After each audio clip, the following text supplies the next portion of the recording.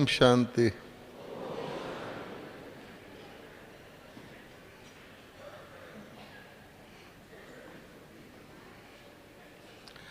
बहन जी ने बोला कि आप सीनियर मोस्ट भ्राता हैं, तो आप सब जानते हैं क्या कि मैं सीनियर मोस्ट भ्राता नहीं हूँ।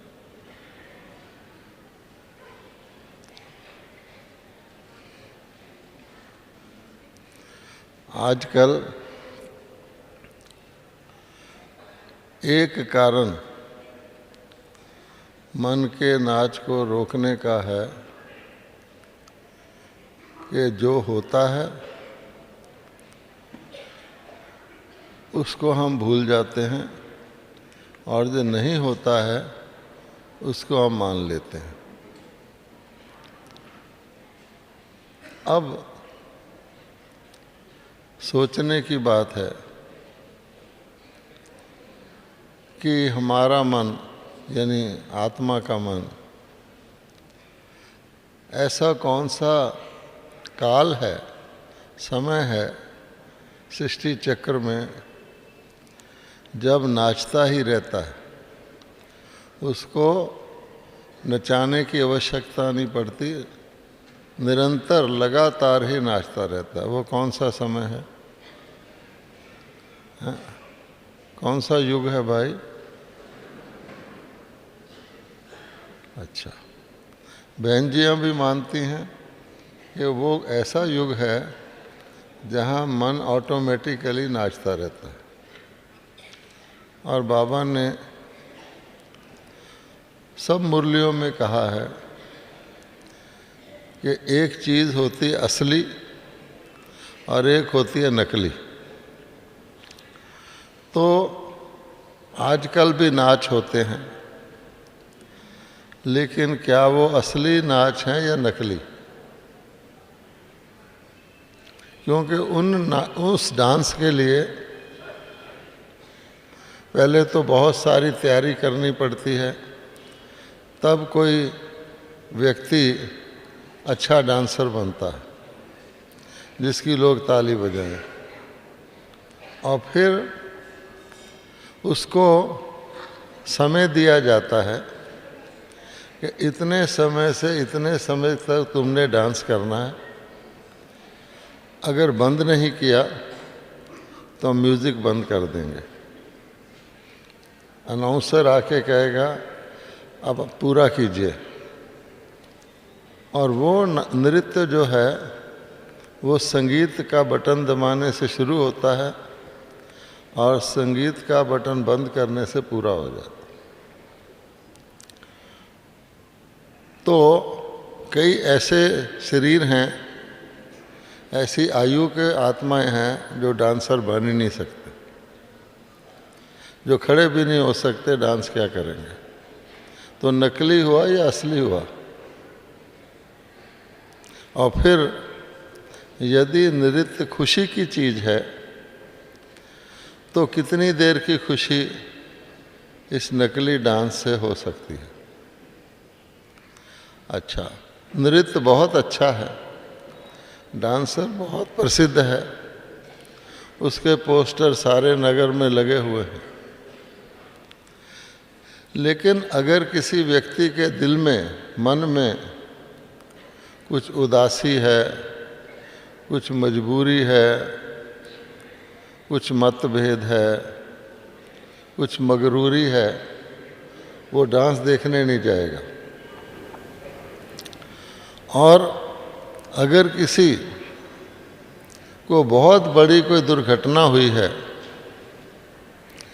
कुछ उसके किसी की मृत्यु हो गई है या उसको नौकरी से निकाल दिया गया है या उसके पास करोड़ों रुपए के पुराने नोट हैं, उसके आगे आप डांस करो, म्यूज़िक बजाओ तो मुस्कुराएगा भी नहीं, क्योंकि चिंताग्रस्त है।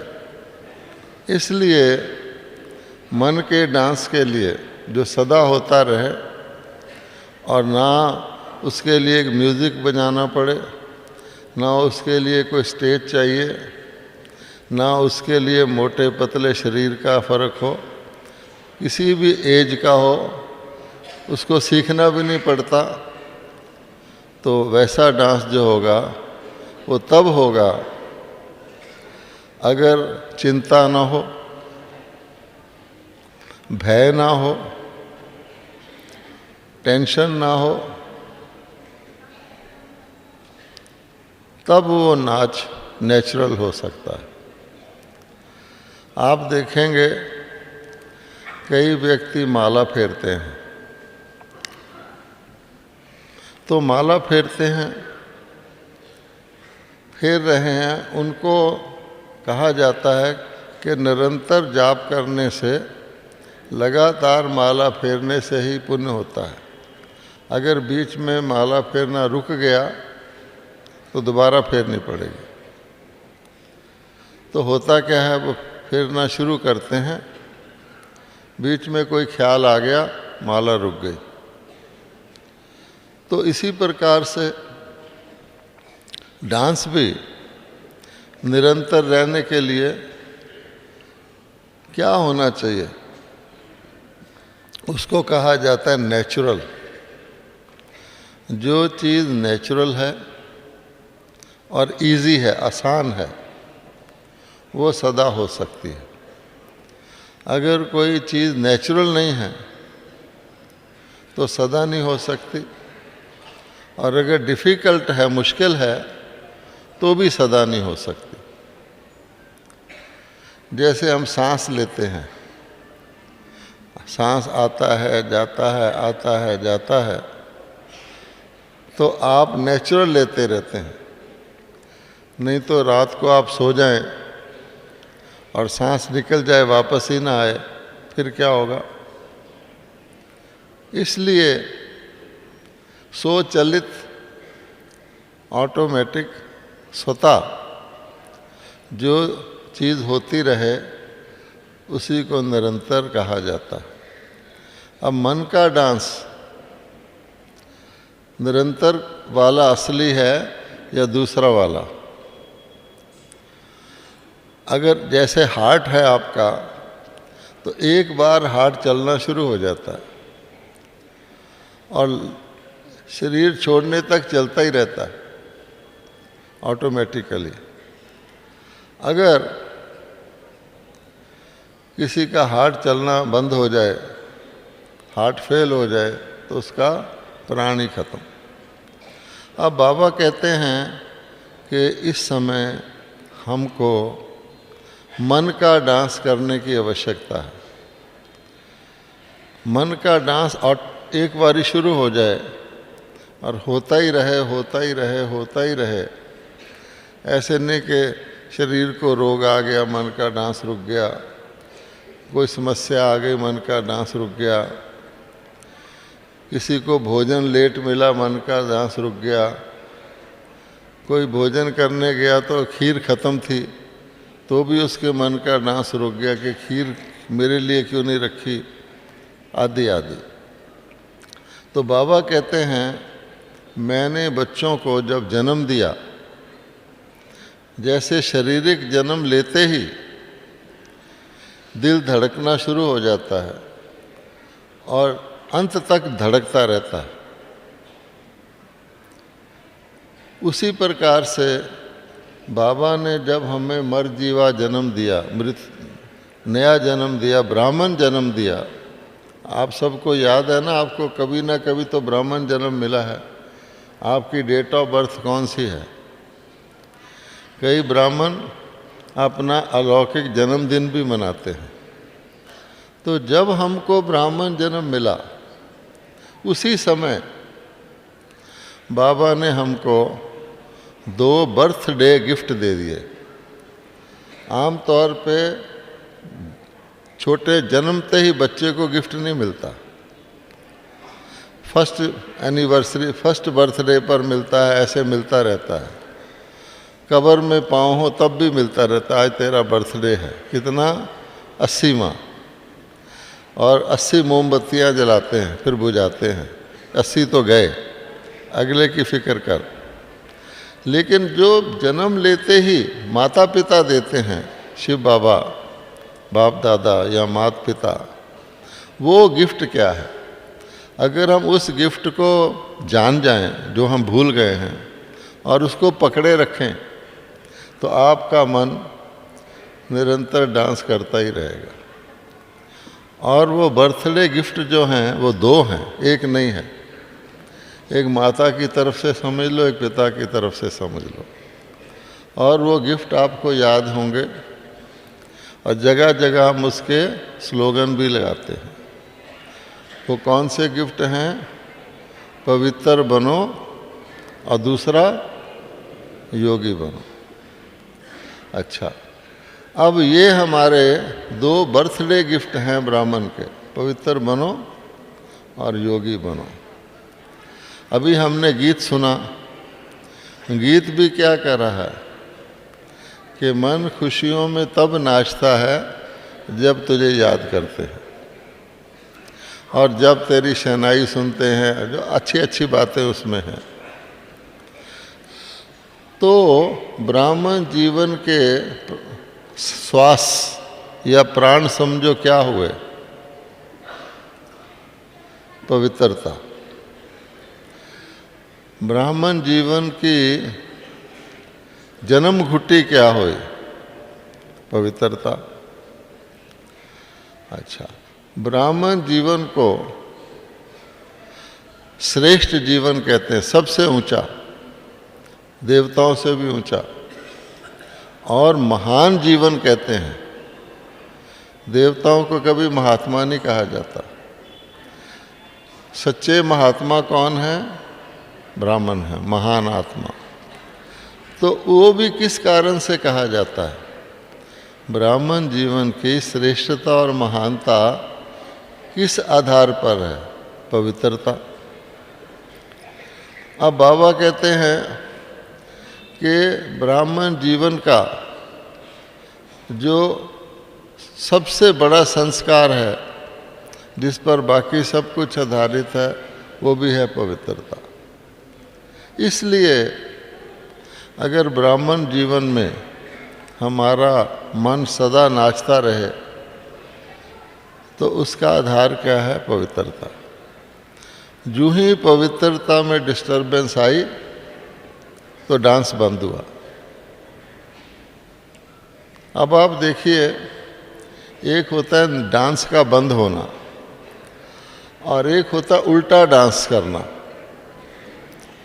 जब किसी व्यक्ति को डांस करने का अभ्यास हो लेकिन उसकी जो सुर है, उसकी जो ताल है, उसका जो म्यूज़िक है, उसका जो स्टेज है, वो ना मिले तो डांस करने की तो आदत है, वो क्या करेगा? वो उल्टा डांस करना शुरू कर देगा, जिसका नाम है तांडव नृत्य। हमें देखना है कि अभी हम तांडव नृत्य करते हैं या भारतनाट्यम करते हैं। अब तांडव नृत्य में क्या होता है? बड़ा भयानक होता है, लोग उससे डरते हैं, विनाश के लिए होता है वो।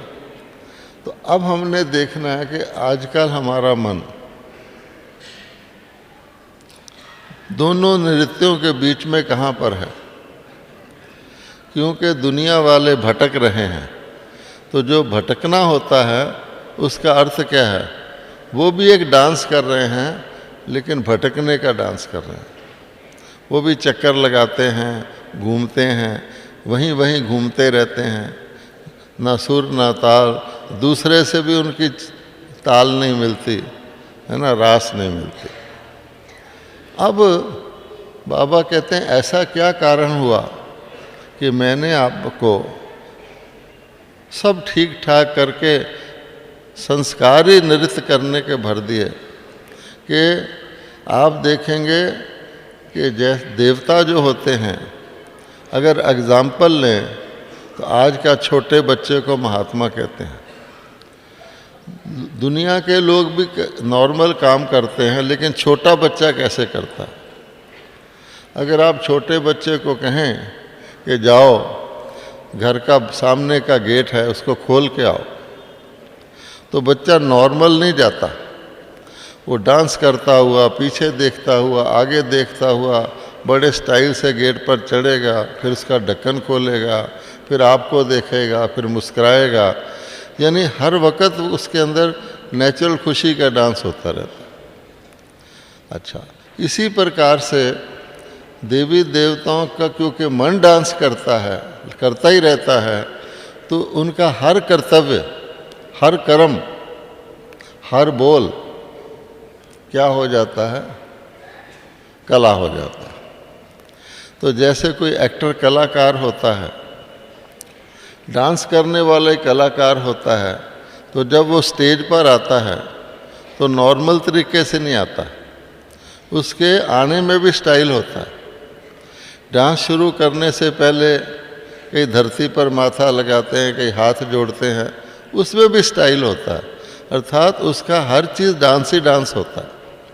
अब बाबा कहते हैं कि देवताओं का, क्योंकि वो चिंता मुक्त हैं, वो भय मुक्त हैं, वो तनाव मुक्त हैं, वो उनको कोई अपनी रक्षा का, सुरक्षा का कोई भय नहीं है, हर चीज़ उनकी निश्चित है, तो इसलिए वो निश्चिंत हैं।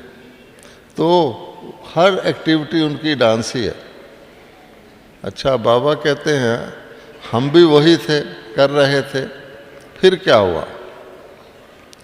तो अगर आप ड्रामा के चक्कर को सामने लाएंगे तो आप देखेंगे कि बीच में हमें, जिसको कहते हैं ना बैड कंपनी, हमारा संग किसी ऐसे से हो गया जो खराब था।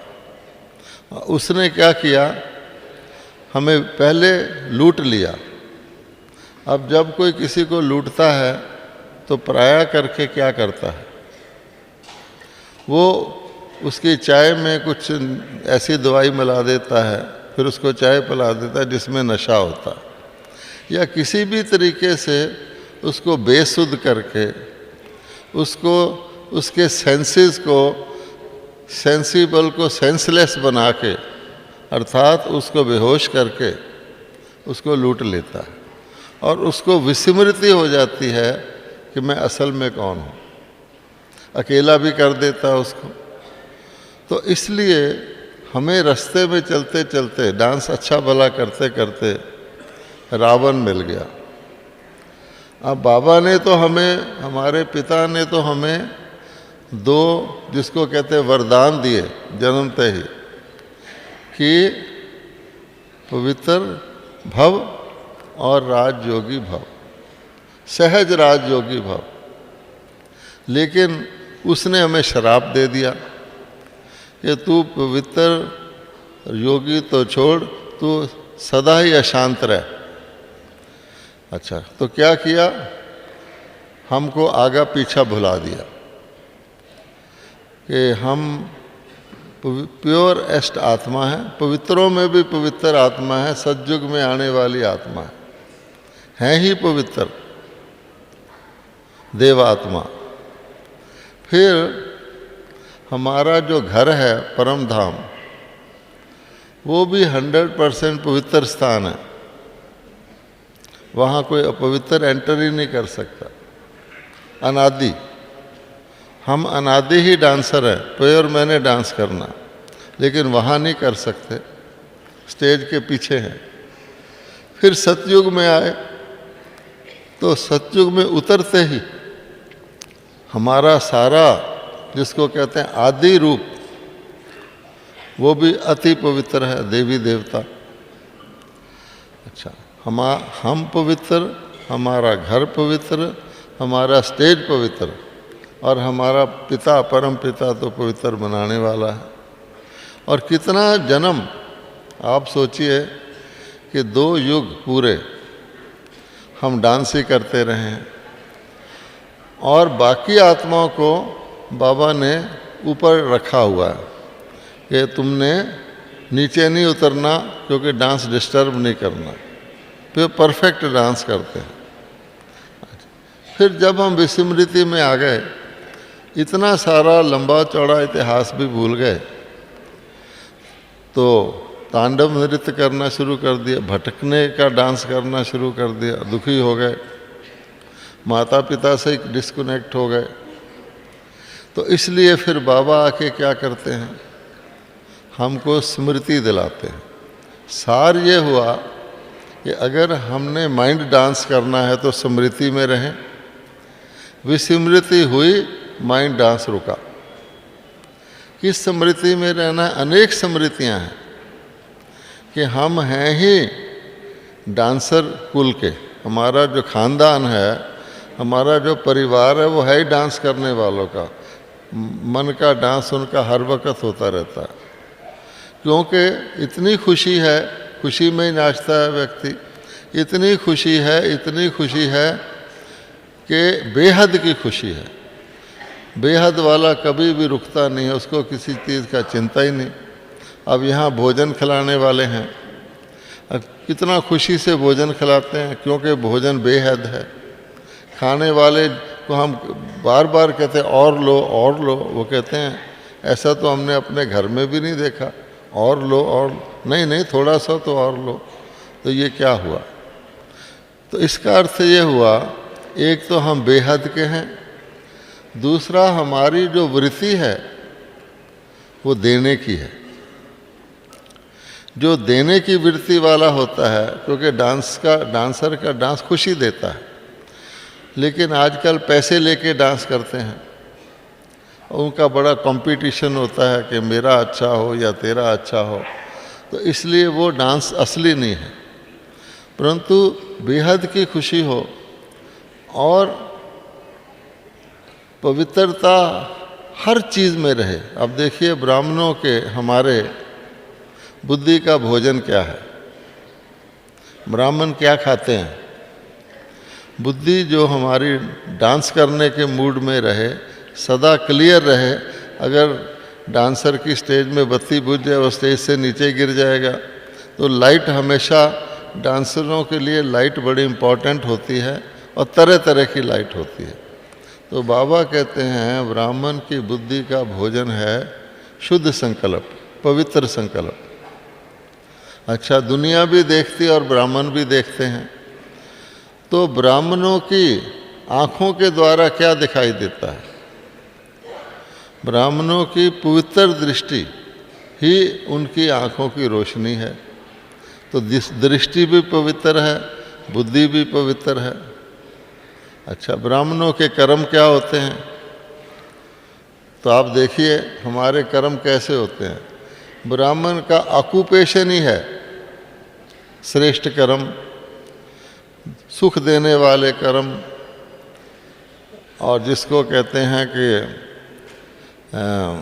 मर्सी के, अगर कोई खराब व्यक्ति भी है उसके ऊपर भी तरस करना, तो हमारा ऑक्यूपेशन भी अच्छा है। और बाबा कहता आपका संबंध संपर्क जो भी है वो सब ब्राह्मण मर्यादा के अनुसार है, नेचुरल है। दुनिया में देवताओं में भी मर्यादाएं होती हैं, पर मर्यादा पुरुषोत्तम, लेकिन सबसे ऊंची मर्यादाएं किसकी गाई गई हैं? ब्राह्मणों की। अच्छा, तो जब हमारा सब कुछ ही पवित्र है तो इसका मतलब क्या हुआ? पवित्रता की भी परसेंटेज होती है, बैलेंस। अगर हमने सब्जी तुलवानी हो तो तराजू कैसा होता है? थोड़ा आगे पीछे भी हो जाए। अगर आपने सोना तोलना हो तो तराजू कैसा होता है? बड़ा ज़बरदस्त कैलिब्रेटेड होता है, जरा भी इधर उधर नहीं। क्योंकि जरा सा इधर उधर हुआ तो जैसे कोई रॉकेट होता है, उसको भेजो आप बृहस्पति के ग्रह पर और वो चला जाए शनि के ग्रह पर, जरा सा फर्क पड़ने से। अच्छा, ये तो हुआ सोने का तराजू। और हीरे का तराजू कैसा होना चाहिए? हीरे का आप सोचिए कि हीरा तोलने का तराजू कितना अति कैलिब्रेटेड होना चाहिए। जरा भी गड़बड़ हुई तो बहुत लॉस है। तो ब्राह्मणों की तुलना, हमारे जीवन की तुलना और देवताओं की तुलना किससे की गई है? वो गोल्डन एज है या डायमंड एज है? ये डायमंड लाइफ ही गोल्डन लाइफ बनाती है। इसलिए अब हम इस बात पे आते हैं कि आखिरकार हमारी फाइनल स्टेज जो देवता की है वो कौन से डांस से बनी है। तो आप देखेंगे कि देवताएं हीरे तुल्य जीवन की जब पूरा होता है तो वो देवता बनते हैं। देवता की आँख उतना ही देखती है और वही देखती है जितना और जो उसको देखना होता है, ना कम ना ज़्यादा। और देवताओं के कदम उतना ही चलते हैं जितना उनको चलना है, न कम ना ज़्यादा। देवताओं के कान उतना ही सुनते हैं और वही सुनते हैं जो उनको सुनना है, न कम ना ज़्यादा। देवताएं भी निंद्रा करते हैं, सोते हैं, लेकिन उतना ही सोते हैं जितना आवश्यक है, न कम न ज़्यादा। ना उनको नींद आने में कष्ट होता है, ना उनकी आँख खुलने में कष्ट होता है, क्योंकि बैलेंस्ड है।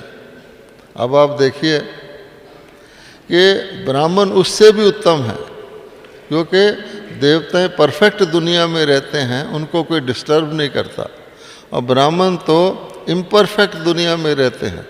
इतना डिस्टर्बेंस होते हुए भी वो बैलेंस में रहते हैं, तो फिर उनकी आँखों का क्या कमाल होगा। तो ब्राह्मण जो हैं आँखों से इंपोर्ट नहीं करते, एक्सपोर्ट करते हैं। अर्थात आपकी आँख अंदर भी ले जा सकती है, बाहर भी ला सकती है। तो ब्राह्मण, असली ब्राह्मण का ओरिजिनल ऑक्यूपेशन क्या है कि बाबा का परिचय देना बिना बोले। इसलिए हमारी दृष्टि प्रसिद्ध है।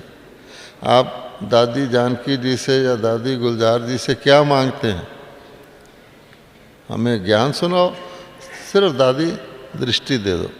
दृष्टि के द्वारा ही ब्राह्मण अपना सारा जो उसकी प्राप्ति है, उसकी धारणा वो पास ऑन कर सकता है। एक प्योर शांत स्वरूप खुश आत्मा जिसका मन डांस कर रहा है, वो आपको दृष्टि द्वारा आपके मन को भी नचा सकता है। अब बाबा तो कहता है कि मेरी बीन से तो सांप नाचते हैं। सारे शास्त्र भरे पड़े हैं कि देवताओं ने, कि सांप देवताओं की सेवा करते थे। विष्णु जी उसकी सैया पर लेटे हुए हैं, कृष्ण जी जमुना पार कर रहे हैं तो सांप छतरी बना के बैठा है। मतलब क्या हुआ कि जब इतनी बिल्कुल पॉइजन, जहर जैसी चीज़ को आप बस में कर लें, तब आप डांस कर सकते हैं। अब आप देखिए कि जब हम परफेक्ट बिहेव करते हैं तो प्रकृति भी बिल्कुल परफेक्ट रहती है। वहाँ प्रकृति हमारी सेवाधारी रहती है, किसी चीज़ को डिस्टर्ब नहीं करती। इसलिए अगर हमें निरंतर मन का डांस करना है तो पहली बात यह है कि हम सदा खुश रहें। अगर दुनिया में और जितने भी खजाने हैं, ज्ञान का खजाना बड़ा इम्पोर्टेंट है, शक्तियों का खजाना बहुत इम्पोर्टेंट है, गुणों का खजाना बहुत इम्पोर्टेंट है, समय का खजाना सबसे ज़्यादा इम्पोर्टेंट है, और संकल्प का खजाना मोस्ट इम्पोर्टेंट है। लेकिन इन सब खजानों से ये सारे खजाने किस खजाने को प्राप्त कराते हैं? चाहे ज्ञान का खजाना है, चाहे गुणों का खजाना है, चाहे शक्तियों का है, समय का है, कुछ भी है, ये हमको खुशी का खजाना प्राप्त कराते हैं। आपके पास ज्ञान बहुत है पर आप खुशी नहीं है। आप कहते हैं मेरे अंदर बहुत दिव्य शक्तियां हैं पर खुश नहीं है।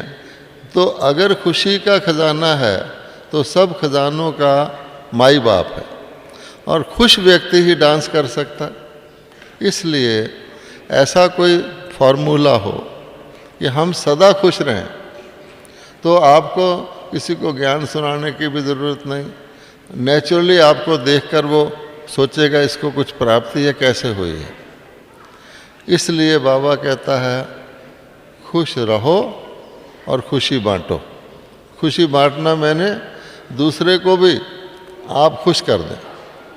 अच्छा, कहते हैं ना मेरा दिल खुश हो गया, कोई नहीं कहता मेरी आँख खुश हो गई, मेरा दिल खुश हो गया, अर्थात वो भी डांस करने लग गया।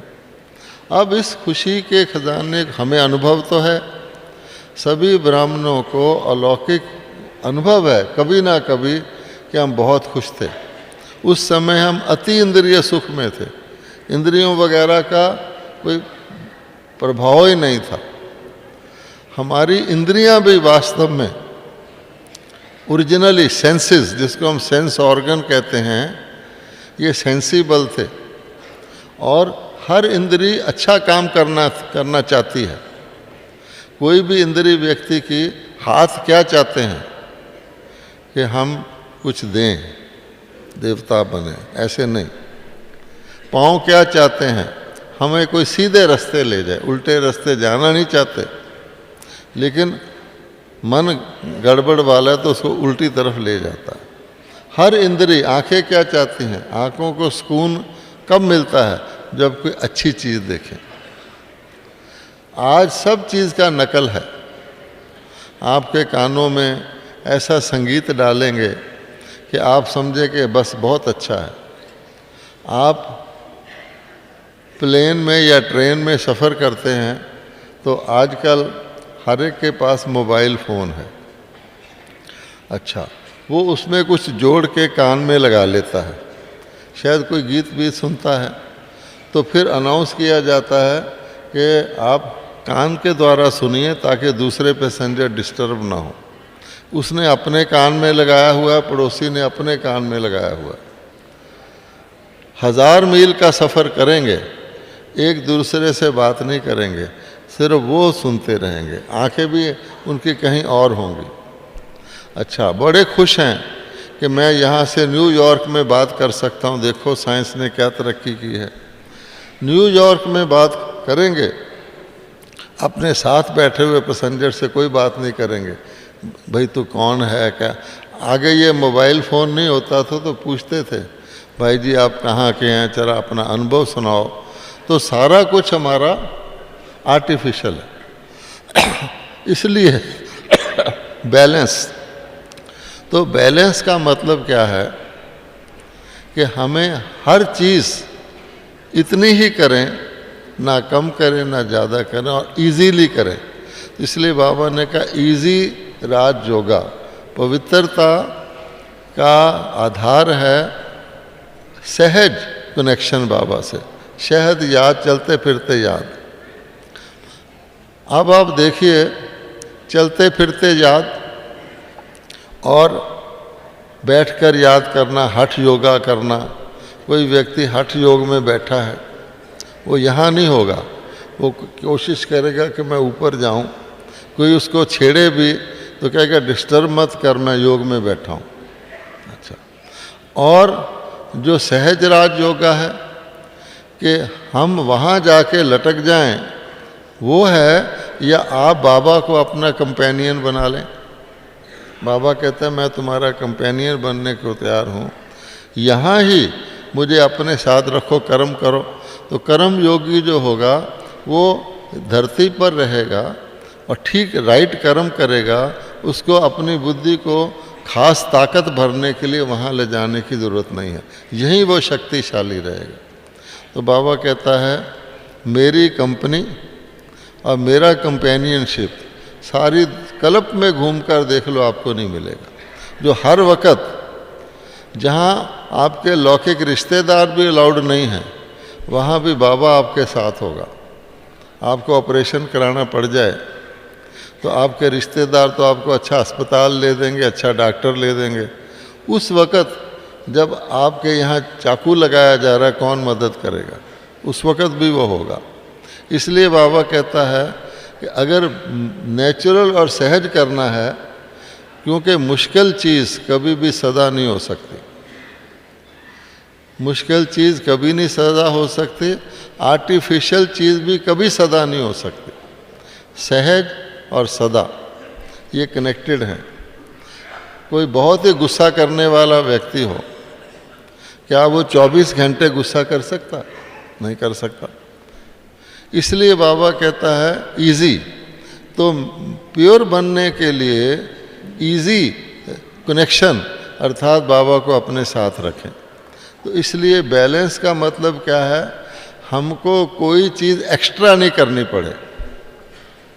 जैसे आजकल कहते हैं शरीर रोगी हो जाता है, तो कहते हैं जिसमें कैल्शियम की कमी है इसको कैल्शियम दो, कोई कहता है इसमें पोटाशियम की कमी है इसको पोटाशियम दो, ये ज़्यादा है ये कम है, वो करते रहते हैं।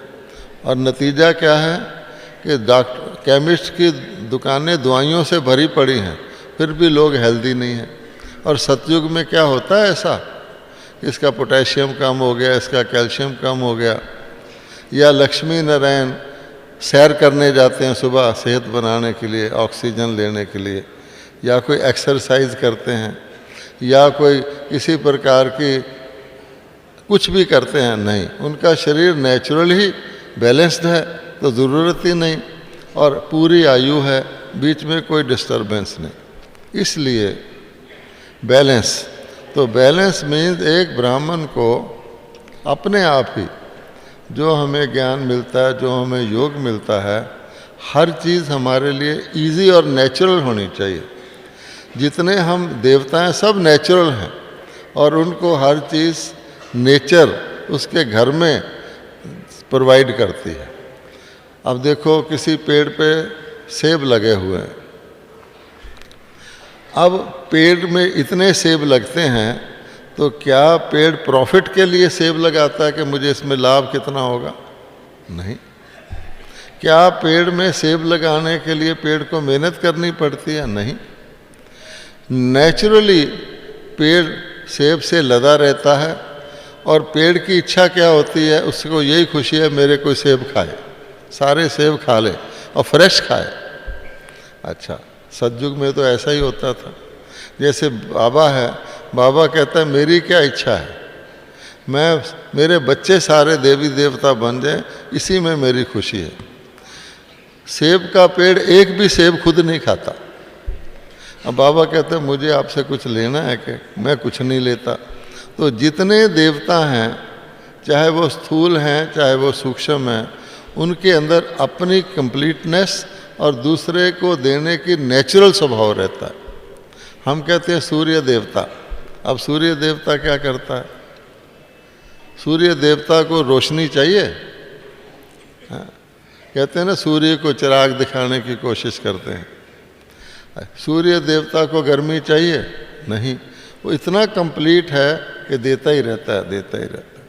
और उसकी जो रचना है, आग, मान लो अग्नि हीट है, कभी भी आप अग्नि जलाओगे ऊपर की तरफ जाएगी कि हम सूर्य के पास पहुंच जाएं, क्योंकि उसका माई बाप वो है। इसी प्रकार से जल देवता है। अब जल देवता क्या करता है? हर नदी चाहे वो किसी पहाड़ से निकले, उसके रास्ते में कितनी भी रुकावट डाल दो, नदी का क्या लक्ष्य होता है? मैंने जाके सागर से मिलना है। और सागर को क्या पानी की ज़रूरत है? नहीं। पर वो इतना कंप्लीट है और इतना हम्बल है, यानी नीचा है, कि भाग भाग के पानी उसके पास जाता है। इसी प्रकार से हमने देवी देवता बनना है, तो ब्राह्मण जीवन में हमें ऐसा ही कंप्लीट होना होगा जो हमसे लोग ले जाएं। और बाबा कहता है आपको मैंने ऐसा व्यापार दिया हुआ है जिसमें आप जितना मर्जी दान करो आपका घटेगा नहीं, बढ़ेगा। दुनिया में ऐसा कोई व्यापार नहीं है जो देने से आपका बढ़े। आपके पास 10,000 रुपया है, आपने 5,000 किसी को दे दिया तो आपके पास आधा हुआ, तो कौन देगा? लेकिन बाबा ने हमें ऐसा व्यापार सिखाया है जिसमें आपका घटता तो है ही नहीं। इसीलिए हर ओपनिंग सेरेमनी में दीपक जलाते हैं, दिखाने के लिए कि देखो भाई, एक दीपक से दूसरा जलाया उसका कुछ नहीं घटा, 2 हो गए। 10 जला लो, 100 जला लो, बढ़ेगा ही बढ़ेगा। अब ज्ञान है हमारा पहला व्यापार का धारणा का विषय ज्ञान। अब ज्ञान देने से आपका ज्ञान घटता है या बढ़ता है? क्या ख्याल है? घटता है? नहीं। अच्छा, दूसरा है योग कि बाबा ओशन है, उससे कुछ मर्जी ले लो। आपने किसी को बाबा का याद करने का रास्ता बताया तो आप खुद रास्ता भूल गए क्या? नहीं, दो व्यक्ति उस रास्ते पे चल पड़े कुछ लेने के लिए, हमारे से नहीं, उससे। धारणा, अब एक गुलाब का खुशबूदार फूल है, उससे 5 व्यक्ति खुशबू लेते हैं या 100 व्यक्ति खुशबू लेते हैं, उसकी खुशबू घटती है क्या? नहीं। तो इसी प्रकार से आपके पास कोई गुण है, आप प्रेम स्वरूप हैं, दूसरा भी आपको देखकर प्रेम स्वरूप बनता, आपका घटा तो नहीं। तो हमारा बिजनेस ही ऐसा है, सेवा करोगे तो आशीर्वाद मिल जाएगा। इसलिए बाबा ने हमें अलौकिक जीवन सिखाया है, अलौकिक धारणा के तरीके बताए हैं। अब बैलेंस से सिर्फ अपनी कमाई होती है। कोई भी आत्मा बैलेंस में रहेगी तो उसकी अपनी कमाई होगी, उसकी अवस्था अडोल होगी, वो निरंतर प्रसन्न रहेगा, बाहर के प्रभाव में नहीं आएगा। अब मान लो हमारे नोट आज बदल गए तो सारी दुनिया के सभी लोग डिस्टर्ब हैं, मेरे नोट का क्या होगा, मेरे नोट का क्या होगा, उनकी बुद्धि चल रही है और इतने डिस्टर्ब हैं खाना भी खाना भूल गए। अब बाबा कहता है मेरे बच्चे, उनको भी वो समस्या है, लेकिन बाबा के बच्चे क्या योग लगाना भूल जाते हैं या क्लास में आना भूल जाते हैं या मुरली सुनना भूल जाते हैं या सेवा करना भूल जाते हैं? नहीं। क्यों? कि बाबा ने हमें सिखाया है अगर मेरे अभी प्राण निकल जाएं, आत्मा अगले एडवांस पार्टी में चली जाए, तो चाहे मेरे नोट असली हैं या नकली हैं या नए हैं या पुराने, मेरे किस काम के? तो जब मुझे पता ही है ये सब चीज़ें एक साधन हैं और साधन आपके कभी भी जा सकते हैं, कभी भी आ सकते हैं कर्मों के अनुसार। और ये तो बाबा ने बहुत समय पहले हमें कह दिया था कि नहीं, दुनिया को पता हो ना हो कि बच्चे एक दिन ऐसा आएगा, ऐसा कुछ होगा कि सब लेवल हो जाएगा। जिसके आधार पर रावण खड़ा है, मैं इतना धनवान हूँ, उसको इतना अभिमान है कि किसी व्यक्ति से बात करना पसंद नहीं करता, उल्टे काम करता है। बाबा ने कहा ज्ञान सुन के नहीं मानना तो ऐसे मान जाओ, आप पे ठीक हो जाओगे, है ना। वैसे हमें सहनशीलता सिखाई जाती है, वो नहीं सीखते, लेकिन जब लिफ्ट ऊपर जाती है और नीचे आने में टाइम लगता है तो सहनशीलता धारण करनी पड़ती है। क्या करेंगे, मजबूरी से, ये मोहब्बत से। इसलिए बाबा कहता है वरदान मेरे जो हैं वो मेहनत नहीं मांगते, कोई भी वरदान मेहनत नहीं मांगता, मोहब्बत मांगता है। तो हमारा रास्ता है मोहब्बत का, कभी भी मेहनत करनी पड़े सोचो गड़बड़ है। तो इसलिए किसी धनवान व्यक्ति के पास ज़्यादा धन हो तो क्या करता है, एक तो उसने खुद कमाया, बैलेंस रख के खुशी कमाई, क्योंकि जब आप किसी चीज़ के फोकस करके करते हैं वो आपको प्राप्त होती है। आपने फैसला कर लिया कि मैंने खुश रहना है, दुनिया इधर की उधर हो जाए, कोई मेरा सब कुछ ले जाए पर मेरी खुशी ना ले जाए, ये गुलजार दादी हमेशा कहती है। अच्छा, अब हम खुश रहने लग गए, पर हमने इतनी खुशी कमा ली जो हमारी ज़रूरत से बहुत ज़्यादा है, क्योंकि वो 21 जन्म चलनी है। तो आप क्या करोगे? कोई बिजनेसमैन के पास करोड़ों रुपया हो जाए और उसके बिजनेस में इतना इन्वेस्ट ना हो, वो क्या करता है, दूसरों को दे देता है कि चलो भाई तुम अपना बिजनेस करो, इन्वेस्ट, कुछ मुझे उसका हिस्सा दे देना 5%। तो उसके पास हर एक से 5% ले लेकर बहुत हो जाता है और उसका धन खाली भी नहीं रहता। इसी प्रकार से बाबा ने ये नहीं कहा सिर्फ खुश रहो, खुश रहो इज़ बैलेंस, हमें ब्लेसिंग भी लेना है। हमारी कमाई क्या होगी, ब्लेसिंग बढ़ेगी। अब दादी जानकी जी में और अन्य आत्माओं में क्या डिफरेंस है कि वो ब्लेसिंग कमा रहे हैं, साथ साथ अपने पर मेहनत नहीं करनी पड़ती, अथाह खुशी है, पर इतनी है कि वो दूसरे को हर वक्त देते रहते हैं। उनकी ब्राह्मणी कहेगी दादी अभी थोड़ा रेस्ट कर लो, नहीं नहीं, नेचुरली उनका इन्वेस्ट होता रहता है। तो balance plus blessing, is equal to bliss, कि अगर हम खुद को भी बैलेंस में रखें तो आपका नेचुरल लाइफ दूसरे को भी बैलेंस में रखेगी। क्यों? वो कहेगी ये बड़े खुश नज़र आते हैं, क्या इनके पास क्या चीज़ है, ना इनके पास बैंक बैलेंस है, ना इनके पास अपना मकान है, पर ये खुश क्यों रहते हैं, कोई कुछ तो है, इनके पास कोई फॉरेन का धन आ रहा है, तो हमारे पास तो फॉरेन का धन रोज आता है, शिव बाबा दे जाता है। इसलिए उसको हम जब इन्वेस्ट करेंगे तो क्या होगा, ब्लेसिंग मिलेगी, फिर आपका मन नाचता ही रहेगा, नाचता ही रहेगा, क्योंकि जब अंदर खुशी है तो खुशी तो आपे नचाएगी। नाचने का मूल आधार ही खुशी है, और हमारे पास खुशी ही खुशी है। क्यों? इतने जन्म हम सुख में रहे, बाबा ने अन्य आत्माओं को पकड़ करके परम धाम भेज दिया, और बाबा ने हमें इकट्ठे कर दिया। बाबा के बच्चे जो सतयुग में सारे वर्ल्ड में ही भारत कहलाता था, वहाँ रहते थे, और रावण कहाँ रहता था? रावण कहाँ रहता था? लंका में। वो भारत जो इतना सारे विश्व को भारत कहते थे, आज वो भारत लंका बन गया है, क्योंकि टुकड़े टुकड़े होके ये पाकिस्तान, ये फलाना तो छोटा हो गया है। तो रावण तब आता है जब हम लंका के निवासी हो जाते हैं, दुनिया टुकड़े टुकड़े हो जाती है। और हम लोग, कोई कर्नाटक में चला गया, कोई वहाँ चला गया, कोई विदेश में चला गया, एक बरादरी, उसको रावण क्या करता है, टुकड़े टुकड़े करके कहीं कहीं फेंक देता है। और बाबा क्या करता है, उन सबको इकट्ठे कर लेता है। अब कोई ब्राह्मण न्यूजीलैंड से आ रहा है, कोई हांगकांग से आ रहा है, कोई कर्नाटक से आ रहा है, कोई असम से आ रहा है, इकट्ठे कर देता है। फिर बाबा कहता है यहाँ से तो तुम जाओगे फिर अलग अलग हो जाओगे, तो मैं कैसे इकट्ठा करूँ? फिर वो सभी आत्माओं को कहता है, अरे दुखी हो, ये शरीरों को छोड़ो, मैं तुम्हें परम धाम ले चलता हूँ, शांति मिलेगी। सब चले जाते हैं। फिर चुपके से अपने बच्चों को इकट्ठे करके भेज देता है। सतयुग में इकट्ठे हैं सब ब्राह्मण, देवता बन गए। तो कितनी युक्ति बाबा कर रहा है हमारे लिए। वहाँ तो डांस ही डांस है, कोई डिस्टर्ब करने वाला है ही नहीं। इसलिए बाबा कहता है मेरे को पकड़ के रखो, मैं आपका सब कुछ ऑटोमेटिकली बैलेंस में कर दूंगा, सेट कर दूंगा, जैसे वो हाथ से तराजू को पकड़ते हैं। तो सार क्या निकला? अगर हमने निरंतर मन का डांस करना है तो हमारी खुशी निरंतर रहनी चाहिए, और हमें खुशी बांटते रहना चाहिए, क्योंकि अगर खाली हुए तो फिर कुछ रावण को डिस्टर्बेंस कर देगा। रावण की बैड कंपनी से बचना है, क्योंकि वो विस्मृति करा देता है।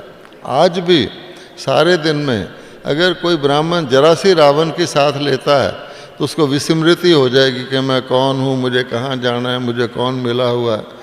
इसलिए स्मृति स्वरूप, तो आप स्मृति स्वरूप रहेंगे, अरे हम दुनिया के सर्वश्रेष्ठ आत्मा हैं, इतना हमारा अच्छा पाठ था और अब फिर वो आ रहा है। सबसे बड़ी खुशी ये है कि संगम का मतलब है सब दुख दूर हो रहे हैं, तो व्यक्ति नाचेगा नहीं तो और क्या करेगा।